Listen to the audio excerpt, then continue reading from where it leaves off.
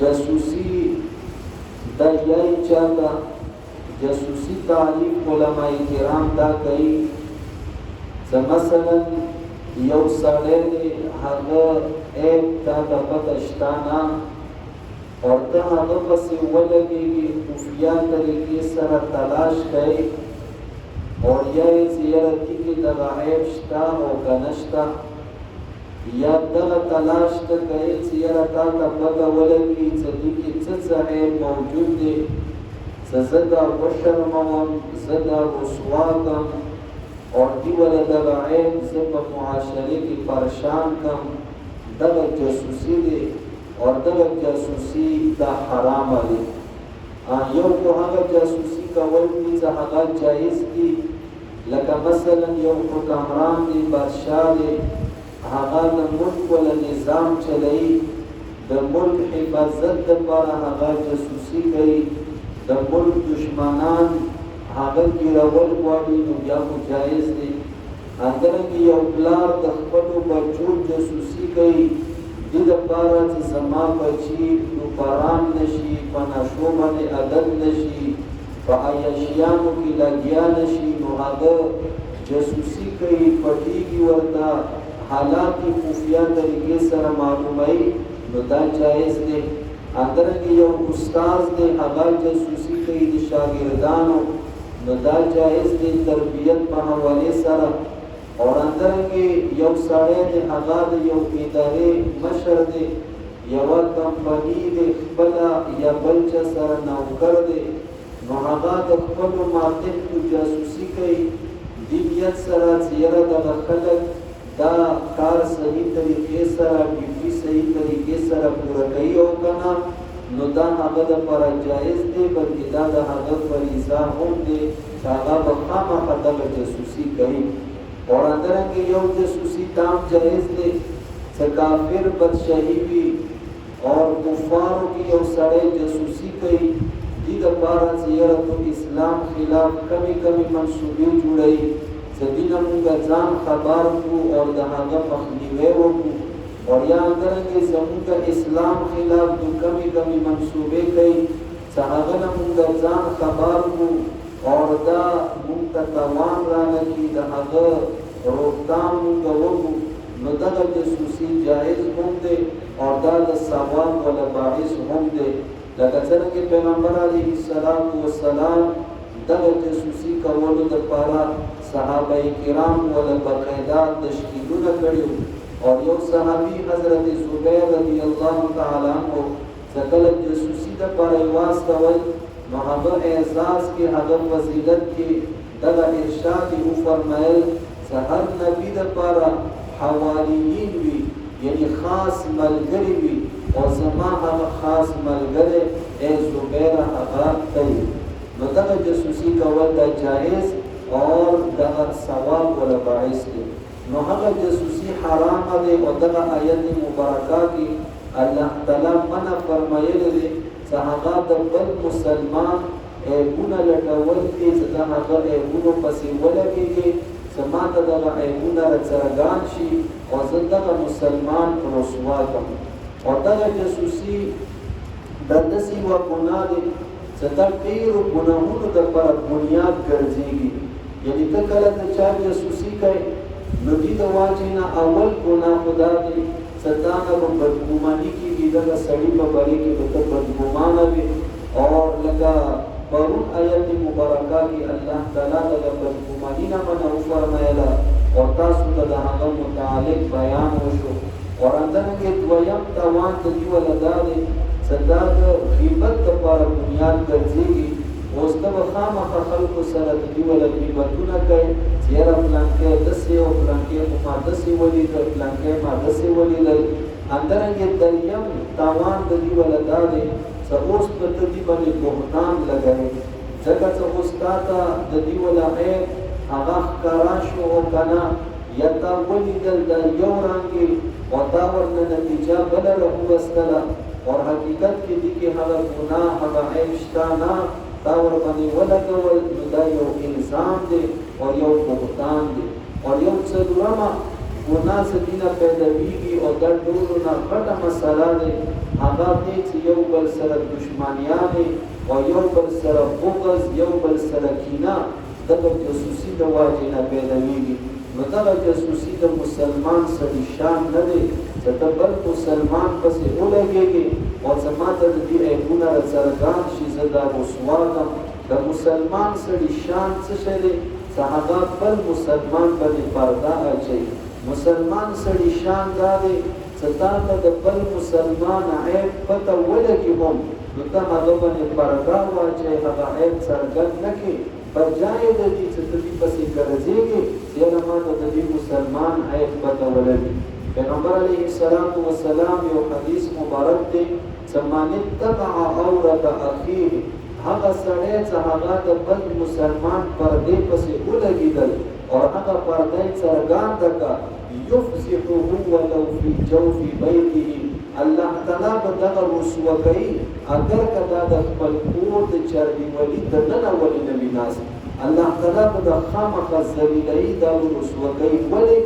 ځکه چې دې د الله تعالی یو بنده بېزتي کړې دی دې د الله تعالی د یو بنده پردهداري کړې دی او دغه مؤمن بنده د دې دوست الله تعالی د قرآن مجید کې الله فرمایي والله ولي المؤمنین د ایمان ولو دوست الله تعالی دی نو اوس دا د الله تعالی د دوستانې تقاضا دی چې الله تعالی به دغه رسوا کوونکي نه بدل انتقام اخلي لکه ګوره مو تاسو پښتو کې هم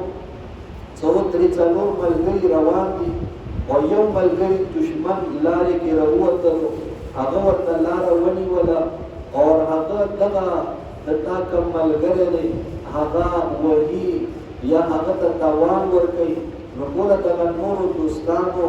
دا تقاضا د وفاداري دی چې هغه به دغه ملګري په سارې وداري او دینه بیدا بچ کوي اور بیا به هغه سره نخلي جګړه به ورسره کوي انتقام به ورنه اخلي نو همدارنګې الله تعالی هم دغه د ایمان والا دوست دی دا ما یا چې یاره دغه مؤمن کمزوره دی یا دا څه دی خو ناڅه کله کلمه یې دی د الله بنده دی نو الله باندې خپل بندګان ډېر ګران دي چې کله ته د الله تعالی یو بنده رسوا کوې نو باز دا الله تعالی سره دشمني دی الله تعالی به تا رسوا کړي او داسې ځای نه به د رسوا کړي چې تا ته به هغو سره وهم و ګمان کې هم نه راځي چې یاره د زه څرنګې رسوا شوم زه خو ډېر احتیاط سره وخت تېروم زه خو ډېر احتیاط سره قدم کېدلم خو نه دغه مسلمان سپکوي کولو د وجې نه الله تعالی به بیا تا رسوا کوي او بل مسلمان باندې پرده اچول دا د الله تعالی د صفاتونو نه یو صفت دی الله تعالی یو صفتی نامه دی ستار الله تعالی ستار دی الله تعالی د خپلو بندګانو په عیوبو باندې پرده اچوي ګوره مو تاسو یو بل سره ناست یو نو مو تاسو یو بل سره مینه کوو اول تاسو ما سره مینه دی ناست یو درس ته نو اوس تاسو ته د ما عیوبو خو پته نشته که نه دې وجې نه ناست یو همدارنګې اوس ما تاسو سره مینه دی موږ یو بل سره لاس میلاو یو بل سره مینه کوو غاړه ورکوو یو بل سره ښه عقیدت ساتو دا ولې الله تعالی د مو تاسو په عیوبو باندې پرده اچولی دی که چېرته مو تاسو ته د یو بل عیبونو ولا پته ولګېدله قسم په خدای که مو تاسو یو بل باندې سلام هم واچوي خو دا د الله تعالی پرده دی مو تاسو باندې چې الله مان په عیوبو باندې پرده اچولي تاسو په عیوبو باندې پرده اچولي لکه یو بزرګ په باره کې راځي چې هغه بازار ته ووته الله تعالی دغه مسلمانانو حالت ورباندې کشف کړلو نو ګوري یو مسلمان خره په شانتې روغ دی بل سپي په شانتې روغ دی بل خنزیر په شانتې روغ دی ساره انسان شکل ولا سړی ورسره نشته چې هغه وګوري چې چېرته یو انسان دی چې کله الله تعالی دغه حالات ورنه کشف کړو نو بیا ورته پته ولګېده چې دا انسان کې چې کومه بیماري وي اصل کې د دې حقیقت او د دې ولا شکل صورت دغه شان دی خو دا د الله تعالی پرده دی چې مسلمان سړي باندې اچولی دی یو کتاب دی زمونږ مدرسو کې پړوي شرح العقاید زه درس کوم په مدرسې کې هغه کې یو حدیث مخته راغلو ډېر یو عجیبه حدیث دی قیامت په ورځ الله تعالی به دغه مؤمن بنده ان الله یدنی المؤمن دا مؤمن بنده به ځان ته رنجدو کی فیدعو علیه کنفه اور الله تعالی به هغه باندې نوراني حجاب واچي ويستره اور دغه مسلمان د مؤمن بنده په پټ کی اور بیا ورته یې فیقول له الله ورته فرمایي اتعرف ذنبک ذا اتعرف ذنبک ذا یعنی ګور ټول نه به پټ کی نوراني حجاب کې پردې کې بیا ورته پټي باندې یې اتعرف ذنبک ذا آیا دا تلنګي ګنا پتشتا آیا دا تلنګي ګنا پتشتا څه کا کړی دی نو فیقول دغه بنده ورته یې نعم ای ربی ایسا ما رب بالکل ما دقدشتا حتی اذا قرر له بذنوبه حتی کتا اللہ تعالی دغه ټول ګناهونه ورته وګڼي دغه ټول ګناهونه ورته شمار کی او دا به د ټول ګناهونو ولا اقرار وکړي ورأى في نفسه انه قد هلك او دا خپل زړه کې دغه خیال وکړي چې بس لاړم هلاک زه بس لاړم تباہ او برباد شو نو هغه د بعد قال الله عز وجل الله نو ته فرمای سترتها عليك في الدنيا ما په دنیا کې تا باندې پردا چولې و دغه ګناهونو چا ته پته نه و وانا اغفرها لك اليوم ونن صدقا ولا بخنه کوم دې د بعد چې دې په بخیلاس کې عمل نامه ملاوي نو الله تعالی ستار ذات نو مو تاسو نه هم دغه تقاضا قرآن مجید یو آیت دی صدقا وَإِذْ قَالَ رَبُّكَ لِلْمَلَائِكَةِ إِنِّي جَاعِلٌ فِي الْأَرْضِ خَلِيفَةً تسمکی په مخ باندې دغه مؤمنان دغه بندگان دغه انسانان دغه الله تعالی نائبان دي د الله تعالی جانشینان دي نو ګوره صحیح جانشین هغه وي چې هغه د خپل مشر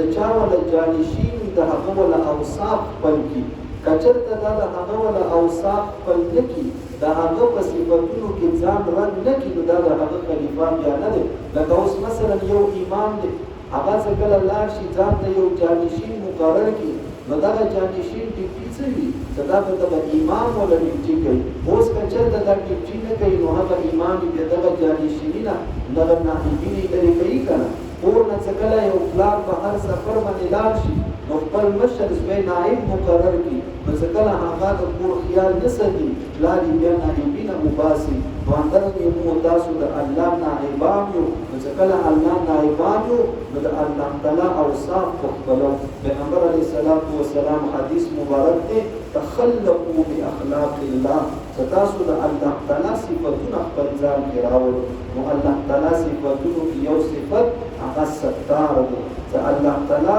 هغه په خپل بندگانو باندې پردا اچي او د پردې اچولو ډېر فضایل دي یو حدیث مبارک دی مشهور تاسو به اوریدلی پیغمبر علیه الصلاۃ والسلام فرمایي من ستر مسلما ستره الله یوم القیامه چې کوم یو بنده زما یو مسلمان سړي باندې پردا واچوله قیامت په ورځ به زه هغه باندې پردا واچوم نو دې د واجب نه د بل مسلمان پردې ګناهونو سره دا د څه کېدلېږي چې ته همدې پسې نن مسلمان خپل ځان ته کار اندایه لري چې بس هغه به ګرځي هغه به نورو مسلمانانو پردا ونهي او نورو مسلمانانو عیوبو پسې به ګرځي زمونږ بزرګان داسې تېر شوي دي یو بزرگ شیخ الهند رحمت الله علیه په باره کې راځي چې زه یو ګاډي کې سور وم نو زما د سیستر کې پټې کې نو ما سره دوه کسان ناست وو هغو ما متعلق څه خبره کولی وه او پټې کولی وه هغو دا خیال وکړو چې بس دا خو بیولی شو نو خبره یې شروع کړه ما د زړه کې دا راغلو چې یاره دا خبره خو ما نه پټې کولی دی او ته دا ګمان دی چې زه خو بیولی یم نو چې ما زر سترګې راویښې کړو ورته ډېر داسې څه خبره ونه کړو زبیت یم یعنی طور پورې هغه خیال ساتلو چې تو هغه خفیا خبرې ما ته پته ونه لګي همدارنګې مو تاسو به څه کار وي یو سړی په موبایل باندې خبرې کوي نو موږ ورته پټ شو چې دا څه یې خپله به هغه ځان معلومو همدارنګې یو سړی هغه چا سره لګیا دي دوه کسان دې خبرې کوي نو بل به ورته دیواله شاته پټ شي او دوه به ورته ونسي چې څه یې نن مسلمان کار باندې تیاری چې یاره زه به اوس خامخا د خلکو عیوبو نه ځان خبروم. مسلمان سړي شان دا دی چې تا په مخ کې یوه ګناه کېږي، بس هغه ګناه ته سره سترګې مه غړوه، هغه دې نه لاره بدله کړه چې تا ته سره پته ونه لګي چې یاره دغه مسلمان څه کړي دي، دا مسلمان څه شی کوي. او یو مسلمان ته چې کله وکتو نو بس ته هغه باندې هغه عیب درته څرګند شه، نو هغه عیب یې خلکو ته مه بیانوه چې یاره ته بیا هغه خلکو سره وشرمئ.